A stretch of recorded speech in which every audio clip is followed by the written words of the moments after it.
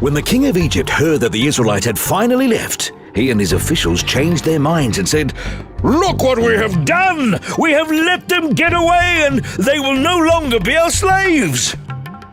The king got his war chariot and army ready.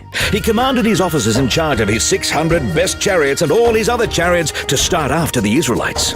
The Lord made the king so stubborn that he went after them, even though the Israelites proudly went on their way. But the king's horses and chariots and soldiers caught up with them while they were camping by the Red Sea near Pi-hahiroth and Baal-zephon. When the Israelites saw the king coming with his army, they were frightened and begged the Lord for help. They also complained to Moses. "Wasn't there enough room in Egypt to bury us?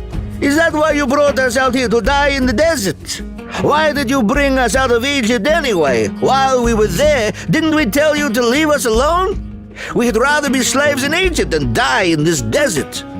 But Moses answered, "Don't be afraid. Be brave, and you will see the Lord save you today.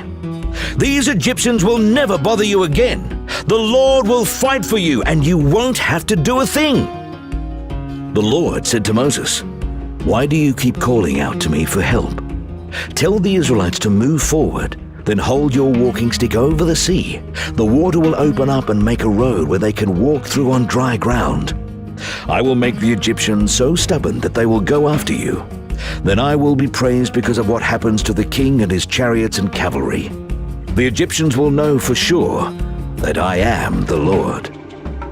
All this time, God's angel had gone ahead of Israel's army, but now he moved behind them. A large cloud had also gone ahead of them, but now it moved between the Egyptians and the Israelites. The cloud gave light to the Israelites, but made it dark for the Egyptians, and during the night they could not come any closer. Moses stretched his arm over the sea, and the Lord sent a strong east wind that blew all night until there was dry land where the water had been. The sea opened up, and the Israelites walked through on dry land with a wall of water on each side. The Egyptian chariots and cavalry went after them, but before daylight, the Lord looked down at the Egyptian army from the fiery cloud and made them panic. The chariot wheels got stuck, and it was hard for them to move. So the Egyptians said to one another, "Let's leave these people alone. The Lord is on their side and is fighting against us." The Lord told Moses, "Stretch out your arm toward the sea. The water will cover the Egyptians and their cavalry and chariots."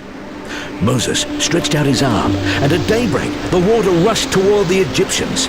They tried to run away, but the Lord drowned them in the sea. The water came and covered the chariots and cavalry and the whole Egyptian army that had followed the Israelites into the sea. Not one of them was left alive. But the sea had made a wall of water on each side of the Israelites, so they walked through on dry land. On that day, when the Israelites saw the bodies of the Egyptians washed up on the shore, they knew that the Lord had saved them. Because of the mighty power he had used against the Egyptians, the Israelites worshipped him and trusted him and his servant Moses.